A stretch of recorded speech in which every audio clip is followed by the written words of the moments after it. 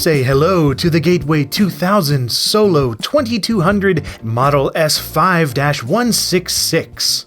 And this cost $5,399 in March of 1997, or around $8,073 adjusted for inflation in 2017. When this was new, it truly was one of the best laptops that money could buy.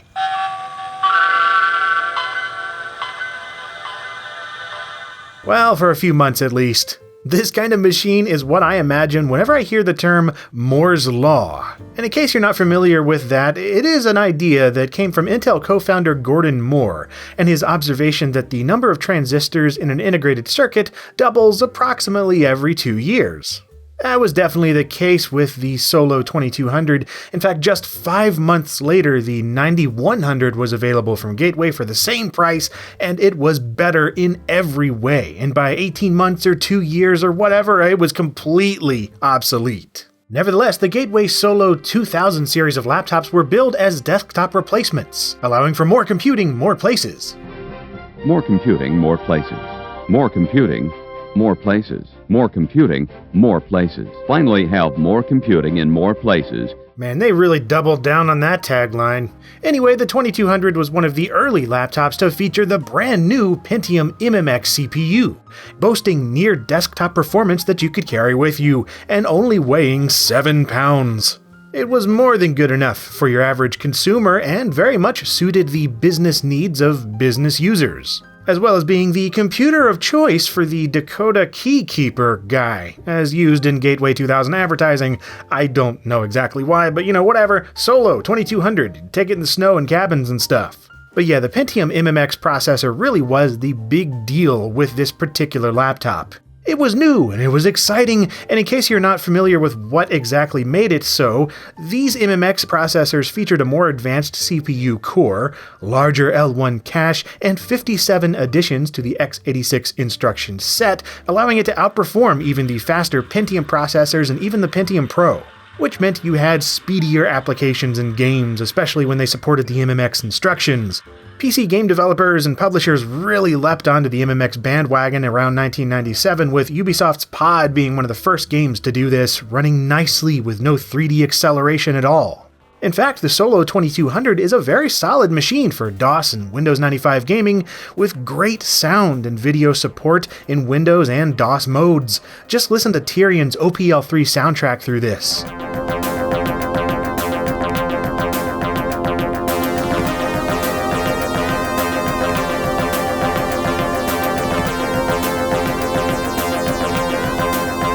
The biggest problem here is that you're stuck with black borders for low res on the LCD panel, unless you want to deal with ugly non-integer graphics scaling through software, or of course you could just plug it into a CRT and it's going to look fine.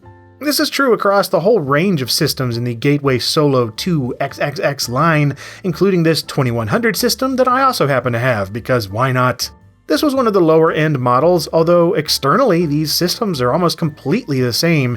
It's just on the lower end they started at $2,299, which came with a Pentium 120MHz and 16 megs of RAM among other lower specs. But back to the 2200 and what you got for $5,500 after tax in '97, which starts with a 166MHz Pentium MMX CPU, Windows 95 as an operating system with a whole bunch of bundled software from Microsoft, Corel, and others, 80 megabytes of RAM, yes that's right, 80 megs, which was absolutely, genuinely massive in '97, with most systems still peaking at 32. A respectable 2.1GB 4200 RPM IDE hard drive, a 2MB SVGA graphics chipset, a 16-bit integrated wavetable sound chip and stereo speakers, which are annoyingly covered up by your hands when you're typing, a couple of Zoom video compatible PCMCIA slots with a 28.8 DataFax dial-up modem card included, a 4 megabits per second infrared port for doing wireless printing and such, topped off with a 12.1-inch active matrix LCD panel with an 800 by 600 native resolution. And of course you had optical and magnetic storage with an 8-speed CD-ROM drive and a 1.44 megabyte 3.5-inch floppy drive.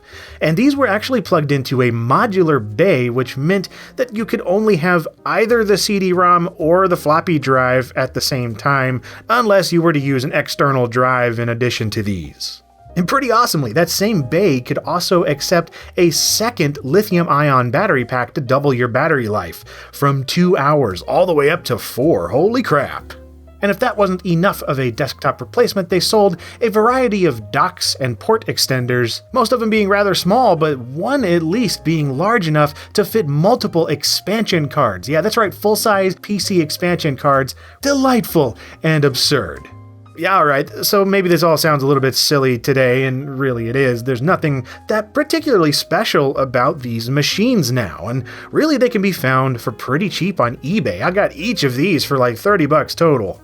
But to me, I just like Gateway 2000 laptops. The Solo line in particular, they just always impressed me when I was a kid. I mean, that massive 12.1-inch active matrix panel, I mean, that thing just looked amazing. I know it doesn't look great in this particular shot because camera issues. And beyond the nostalgia factor, I just think it's interesting to look at a computer like this that was so ridiculously expensive when it launched and was so quickly replaced by stuff that was cheaper and way better, which just really represents the rapid obsolescence of PCs in the late 1990s and beyond.